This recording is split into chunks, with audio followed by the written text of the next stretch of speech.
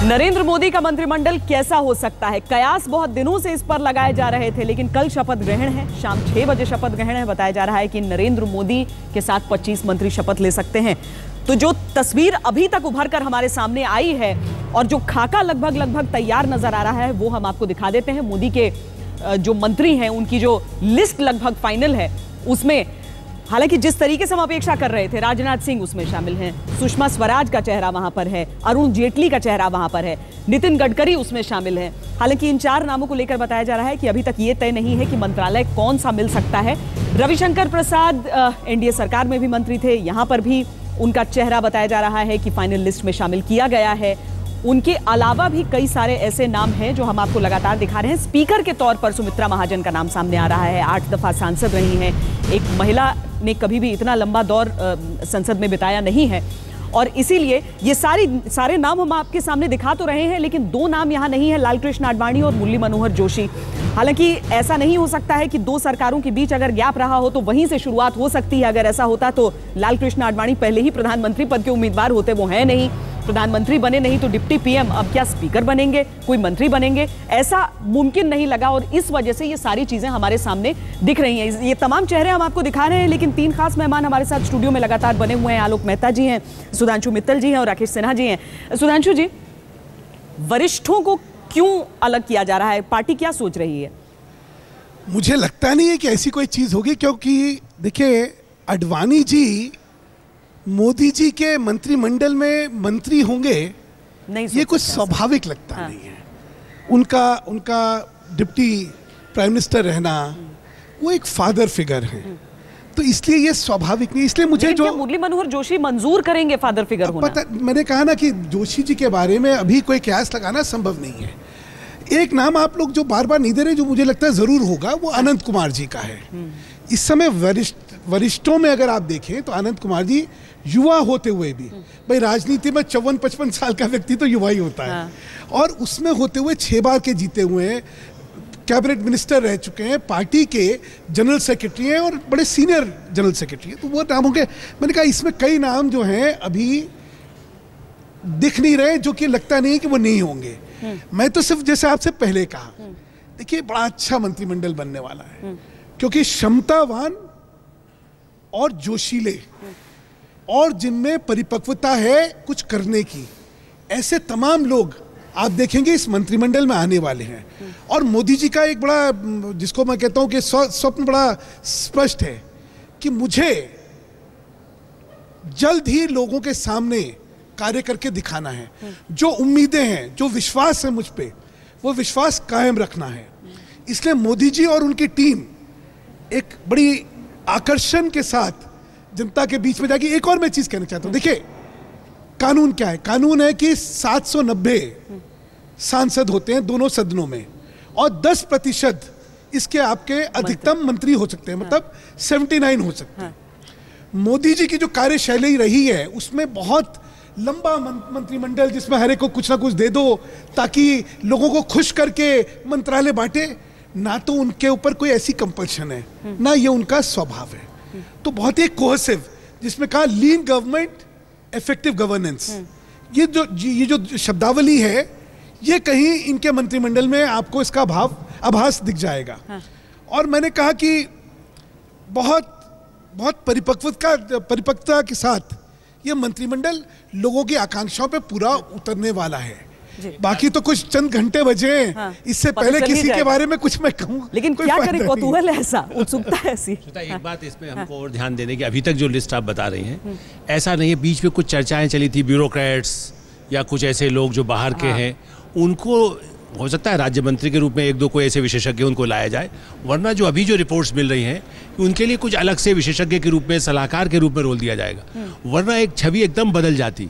होने को हो सकता है बहुत ईमानदार, जैसे मैंने कहा ना, कोई पत्रकार बहुत ईमानदार हो सकता है, कोई ब्यूरोक्रेट, वैसे भी जनरल वीके सिंह का नाम आ रहा है, लेकिन जरूरी नहीं है कि वो जनता से जुड़े हुए लोग हों। इस मंत्रिमंडल में यदि ऐसे ब्यूरोक्रेट, वरना देखिए मनमोहन सिंह की सरकार की बर्बादी का कारण क्या था? ब्यूरोक्रेटिक एक पूरा अप्रोच वैसा था, चाहे उसमें मंत्री उतने न हो, तो जब ब्यूरोक्रेट को बनाए जाने की संभावनाएं दिखने लगी थी, या उस तरह के लोग जो बिल्कुल पॉलिटिक्स से कटे हुए हो, सबसे बड़ी चुनौती होगी। हाँ, प्रधानमंत्री खुद कटे हुए थे जनता से, यही तो होता ही होता। तो ये प्रधानमंत्री जनता के बीच के हैं। हम सोच जान लेते हैं। अशोक सिंघल हमारे साथ जुड़े हुए हैं। अशोक जी ने ही हमारे सामने ये सूची पूरी रखी है कि दरअसल खाका क्या है, और लगभग लिस्ट फाइनल ही हम समझे। अशोक जी, क्या फिलॉसफी है, क्या सोच है, किस चीज को लेकर चर्चा हुई है इतनी कि जो नाम नदारद हैं वो हमें दिख रहे हैं, और जो नाम दिख रहे हैं उन सारी चीजों के पीछे क्या सोच चल रही है? देखिए श्वेता, एक कॉम्बिनेशन है। मोदी का एक सबसे प्रायोरिटी ये रहेगी परफॉर्मेंस, अकाउंटेबिलिटी, ये तमाम चीज़ों को लेकर के सरकार चलेगी। और जो down sizing of the government, जो बात होती है कि बहुत छोटी सरकार बनाएंगे, लेकिन तमाम स्टेट्स का कॉम्बिनेशन देखा गया है। जो काम करने वाले लोग हैं, जिनका ट्रैक रिकॉर्ड अच्छा रहा है, जिन्होंने जो मंत्री रहे हैं, चाहे वो स्टेट में रहे हो या सेंटर में रहे हो, उनके काम को देखा गया है। मोदी का कॉन्सेप्ट ये था कि युवा और फ्रेश चेहरे भी आने चाहिए इसमें। 75 साल की, जैसे मैंने बात की कि 75 साल से ऊपर के लोगों को नहीं लिया जाएगा। जो लोग एनर्जेटिक है, जिनकी छवि अच्छी है, जो काम कर सकते हैं, जिन्होंने पहले भी प्रूव किया है, तो तमाम चीज़ों को देखते हुए उनको लाया गया इस मंत्रिमंडल में। और मोदी ये जरूर देखेंगे कि परफॉर्मेंस क्राइटेरिया उनका बहुत ज़्यादा रहेगा। वो तमाम चीज़ें टारगेट दिए जाएंगे, चाहे वो युवा मंत्री हैं, चाहे वो सीनियर मंत्री हैं, ये तमाम चीज़ें देखी जाएगी। और एक्सपीरियंस तो रखा ही गया, इसमें एक्सपीरियंस को भी रखा गया है, युवाओं को भी आगे बढ़ाया गया। जो पहले कोई रोल सोचा गया है आडवाणी जी के लिए, मुरली मनोहर जोशी के लिए? देखिए, सम्मान रखा जाएगा। ये संघ ने भी कहा था मोदी से, और मोदी भी चाहते हैं कि इनका सम्मान रखा जाए, चाहे अडवाणी हो चाहे डॉक्टर जोशी हो। अडवाणी जी क्योंकि स्पीकर पद चाह रहे थे, स्पीकर पद विचार हुआ कि उनके लिए ठीक नहीं होगा क्योंकि डिप्टी प्राइम मिनिस्टर रह चुके हैं। तो अब कोई ना कोई ऐसी चीज़ तलाशी जा रही है, ऐसा पद तलाशा जा रहा है जो उनका सम्मान रखा जाए। और जहाँ तक डॉक्टर जोशी की बात है, उनके लिए भी सम्मान उनका रहे, ऐसा कुछ किया जाएगा। लेकिन अभी तक कोई विचार नहीं किया गया है कि उनको क्या दिया जाएगा। अभी तक कोई ऐसा पद तलाशा नहीं गया है, ऐसा कोई विचार नहीं किया गया कि उनको ये दिया जा रहा है। लेकिन सम्मान नरेंद्र मोदी के लिए ही छोड़ देते हैं। नरेंद्र मोदी भी चाहते हैं और संघ भी चाहते हैं, पार्टी के लोग भी चाहते हैं कि क्या देना चाहते हैं, क्योंकि ये वाकई ऐसा पेचीदा सवाल हो जाता है जिसके आगे समझ नहीं आता है। लेकिन सम्माननीय हो क्या सकता है ऐसे, राकेश जी? देखिए, आपने कहा गाइड करेंगे, फादर फिगर रहेंगे, लेकिन कोई तो रोल रहेगा, आप सिर्फ एक सांसद रहेंगे। श्वेता जी, असल में हमें कांग्रेस सिस्टम की आदत पड़ गई है। अच्छा। जिस कांग्रेस सिस्टम में हर व्यक्ति को कुछ न कुछ चाहिए। भारतीय जनता पार्टी पहली बार सरकार में आई है, और भारतीय जनता पार्टी जो अपने बारे में कहती रही है, ऐसा नहीं कि भारतीय जनता पार्टी बहुत आदर्श स्थिति में है, लेकिन संसदीय जनतंत्र में मंत्रिमंडल बनाकर और संसदीय पार्टी का बेहतर ढंग से उपयोग करना, क्योंकि जो चुनौती है बहुत छोटी चुनौती नहीं है, पार्टी मान के चल रही है। आपने एक पार्टी को विस्थापित किया है, एक वैकल्पिक पार्टी आई है, तो आपके प्रतिकूल जो वातावरण बनाने वाली ताकतें अभी खड़ी हैं। इससे पार्टी जो सोच रही है उसमें 3 बातें निश्चित हैं। एक, पारदर्शिता के साथ गवर्नेंस देने के लिए हो, जो आलोक जी दूसरी बात कह रहे थे, सुधांशु जी ने भी कहा, साफ सुथरी छवि के लोग निश्चित रूप से हों। तीसरा, इफेक्टिव गवर्नेंस दें। इसके लिए पार्टी इस आधार पर मंत्रिमंडल बना रहे हैं। और नामों की जहाँ तक बात है, यह तो नरेंद्र मोदी जी के लिए छोड़ देना चाहिए, विभाग और नाम। और एक आप लगातार देखिए, नरेंद्र मोदी जी कहीं कमरे में बैठकर नहीं बना रहे हैं, उनसे पार्टी के लोग मिल रहे हैं। वे संगठन के जो संघ के भी वरिष्ठ लोगों से उनकी का परामर्श चल रहा है, राष्ट्रीय अध्यक्ष से लगातार परामर्श चल रहा है। तो एक लोकतांत्रिक प्रक्रिया से इस मंत्रिमंडल का गठन हो रहा है। न इंदिरा गांधी का तरीका है, न राजीव गांधी का तरीका है, न अराजकता है, और न ही केंद्रीकरण है। तो यह कुछ मिथक बने हुए पार्टी के बारे में, कुछ नरेंद्र मोदी के बारे में।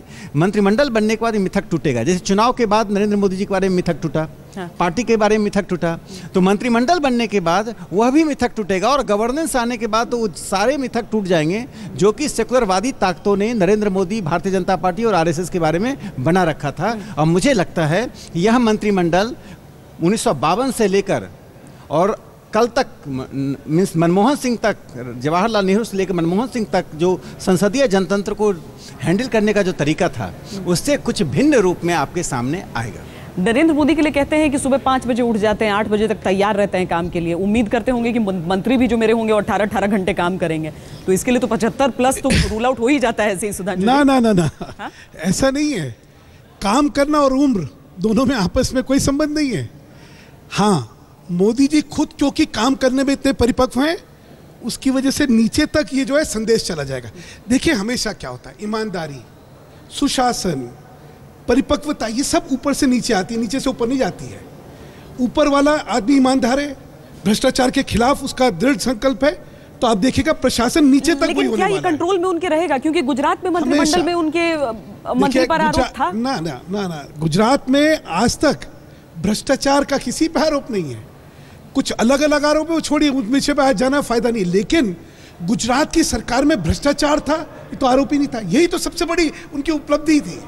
आज लोगों में अगर सुशासन की कल्पना है तो क्यों है कि 12 साल तक प्रशासन दिया जिसमें भ्रष्टाचार नाम की चीज कहीं दिखी नहीं, जहां पे लाल फीता शाही नहीं दिखी, एक संवेदनशील सरकार दिखी, वैचारिक विश्वसनीयता दिखी, प्रशासनिक विश्वसनीयता दिखी और चारित्रिक विश्वसनीयता दिखी। ये जो चारित्रिक विश्वसनीयता है ये बहुत महत्वपूर्ण है, क्योंकि लोगों में आज चरित्रवान राजनीति है, इस पे ही विश्वास उठा हुआ है। चलिए, एक ब्रेक का वक्त हो गया है। दरअसल ये ऐसी चीजें हैं जो मॉडल के तौर पर दिखाई तो दी हैं, लेकिन हम उम्मीद करेंगे कि वो सरकार में भी दिखाई दें जब सरकार बने।